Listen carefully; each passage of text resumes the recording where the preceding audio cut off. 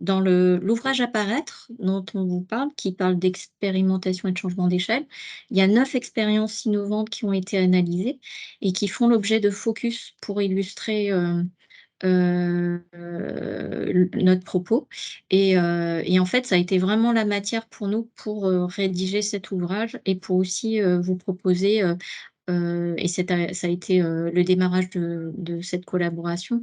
En fait, il y a eu des webconférences sur ces 2 sujets en amont et ces expériences ont été support de ça. Et donc là, en fait, on va faire un focus sur 2 expériences innovantes qui intègrent des démarches d'expérimentation et de changement d'échelle. Donc d'une part, on remercie Archaglo d'être présent avec Delphine Comte et Véronique Sibelin. Et puis, je ne sais pas si Daniel, oui, je vois que Daniel est arrivé. Merci, voilà, ouf. Merci Daniel d'être présent, et bienvenue. Donc on va proposer, d'abord le témoignage d'Archaglo, donc et on va vous laisser 10 minutes, pour présenter votre expérience de mise en place de services itinérants à destination de seniors et de jeunes à l'échelle de votre territoire et après on passera la parole à Daniel et je vous proposerai au démarrage que vous vous présentiez, bien entendu. Delphine, Oui, Véronique, à vous la parole. oui. Voilà. Merci. Alors, je pense que vous nous entendez. Oui. Alors, bonjour. Donc, moi, je me présente. Je suis Delphine Comte. Je suis vice-présidente sur Archaglo en charge des âges de la vie. Donc, les âges de la vie, c'est une délégation assez élargie puisque je chapeaute tout ce qui est service enfance, jeunesse, seniors, situation de handicap, sport et handicap. Donc, je suis vice-présidente à cette délégation depuis 2017 et effectivement, j'ai beaucoup travaillé sur ce projet en collaboration avec l'ancienne vice-présidente, puisque pour présenter brièvement Archaglo, je laisserai la parole à Véronique ensuite. Pour présenter brièvement Archaglo, Archaglo est né d'une fusion en 2017 de plusieurs EPCI, en l'occurrence 3. Donc aujourd'hui, nous sommes 41 communes bidépartementales, c'est-à-dire que c'est à cheval sur l'Ardèche et sur la Drôme, et cela concerne 56 000 habitants. En sachant que nous avons un territoire assez grand, autant en nombre d'habitants qu'en kilomètres carrés, puisque nous partons du plateau ardéchois avec Saint-Félicien et nous allons au pays de l'Herbasse, vers Saint-Donat, en traversant le Rhône à hauteur de Tintournon. Je vais laisser la parole à Véronique qui va prendre le relais et puis je continuerai un petit peu plus tard l'exposé. Mais bonjour, donc Véronique Siblin, je suis directrice adjointe du service des solidarités du service au public. J'ai plus précisément en charge toute la politique senior. Et en parallèle, parce que j'ai longtemps accompagné le service enfance, j'ai gardé dans mon cartable un accueil de loisirs que je pilote pendant les vacances. Hem, alors bon, je connais très bien ce territoire. Je pense que ça favorise aussi l'innovation puisque ça fait bientôt 30 ans que j'y travaille. Voilà. Hem, du coup et j'ai vécu ces multiples fusions puisque nous en avons, eu 2, une en 2014, une en 2017, heu et qui ont demandé beaucoup d'adaptation. Et en 2016, les élus, juste avant, la deuxième fusion, se sont dotés d'une compétence en direction des seniors. Voilà, avec une élue, c'était pas Delphine à l'époque, qui souhaitait qu'on développe, une politique, d'aller vers ce public, qu'on avait du mal à capter, notamment, en milieu, rural. Heu, Depuis de nombreuses années, l'agglo, non fusionné, hein, les 3 agglos, menaient des politiques, sociales et au niveau de la centralité, on travaillait beaucoup avec, le centre socioculturel de Tournon. Donc, on se connaissait, on travaillait, essentiellement sur, l'enfance et la jeunesse, et en fait, on s'est rencontrés sur, les politiques, seniors et on a eu envie de construire quelque chose, ensemble et ce qui nous fédérait, c'était d'aller chercher le public. d'aller vers lui, et notamment par rapport à notre territoire où la mobilité, était quand même, et est toujours une problématique. Le centre socioculturel, son projet, c'était, d'aller chercher les jeunes dans les villages, ruraux, et nous, c'était, d'aller chercher les seniors. Alors on s'est dit, bah, finalement, on a le même objectif et si on réfléchissait ensemble? Et c'est comme ça que notre projet, d'un nouveau service à la population, a vu le jour. Alors en fait, on a monté, ce projet sur, 2 volets.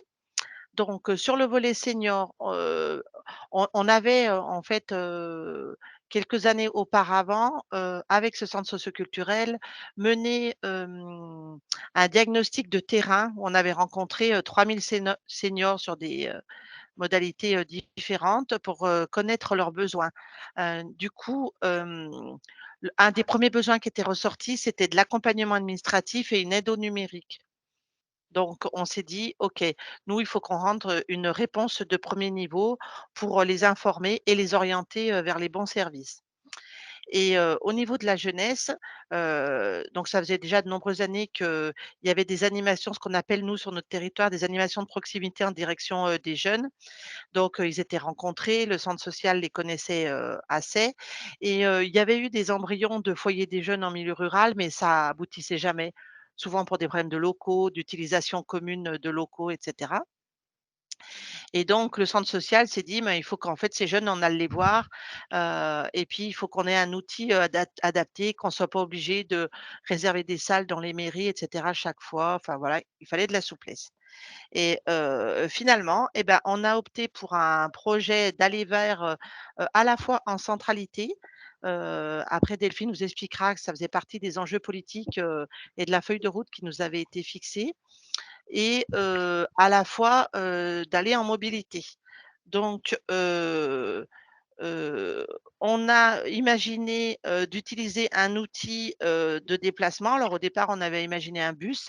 Le problème, c'est qu'un bus, en Ardèche, dans les petites communes rurales avec des rues qui font 2,50 m de large, c'était compliqué. Alors on s'est dit: «Non, on va être moins ambitieux», et on a, monté le projet autour, d'un camping-car avec l'idée, d'acheter, une carcasse et puis de la faire aménager en fonction de nos besoins, d'aller vers, nous l'agglo pour, les seniors et le numérique, et le centre social, pour ces jeunes, avec l'idée de pouvoir avoir, enfin faire, de la musique à l'intérieur, enfin bon, voilà tout ce qu'aiment bien, les jeunes.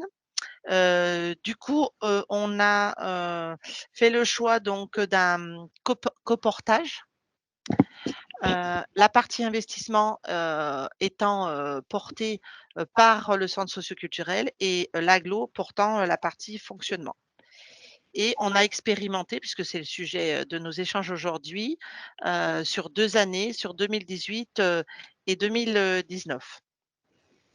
Du coup, je repasse la parole à Delphine parce que, bah, c'est elle le politique et c'est important que ça soit elle qui vous explique quels étaient, les enjeux politiques, que les élus, souhaitaient, décliner.